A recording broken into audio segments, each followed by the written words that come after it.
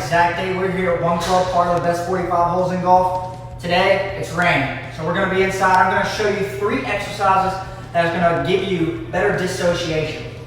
Dissociation, what is that? Okay, actually, so in the golf swing, the separation of the thoracic spine, which is your upper body, and your lumbar spine, which is kind of your lower body, running along the spine, the separation between the two is actually what creates the recoil effect to where you're able to swing the club a little bit more faster and a little bit more control. So let's look at that. So this first exercise is more of a stretching tool that you can use to be able to, first of all, create that range of motion that we want. So all you're going to do is get a ball, maybe a foam roller or a med ball, put it against the wall, place your knee into that to where it will not move. This knee, get some padding for it. From here, we're just going to open up to our right into the up knee and hold that stretch. And if you can, turn your head back to where you can deepen that stretch a little bit more.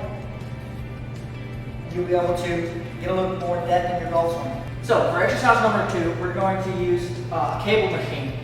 You will want to have the cable attachment high, but you can also use bands. So if you attach the bands maybe to the top of the squat rack or anything like that, you can create a similar effect here. So what we're going to do here is simply get the appropriate amount of weight on there, not too much, because all we're going to want to do here is create drive and speed. So what this is going to do is create the separation. Our hips are forward here. The hips are going to drive first, then we're going to drive down to the golf ball. It feels like a baseball swing, however, it's the same muscles in that recruitment pattern that is going to be able to give us that depth and speed and control through the golf ball. So it's going to look like this.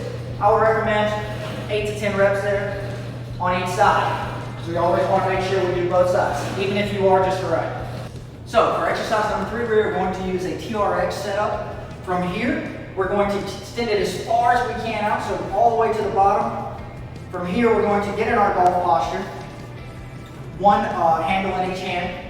From here, we're going to create tension, so we want to pull on this a little bit, and we want to open up with one arm, and then bring it back. Same thing on the other side. So what this is going to do is, same thing, the hips are going to stay forward as the upper body twists, so that's going to create dissociation, but it's also going to give us a little bit more shoulder mobility, a little bit more end range of motion in that shoulder to where we can get a little bit more depth, maybe get a little bit more turn and have more control from the top to the bottom where the golf ball is hit. So for those 3 exercises, I would recommend doing 3 sets of 8 to 10 on each side.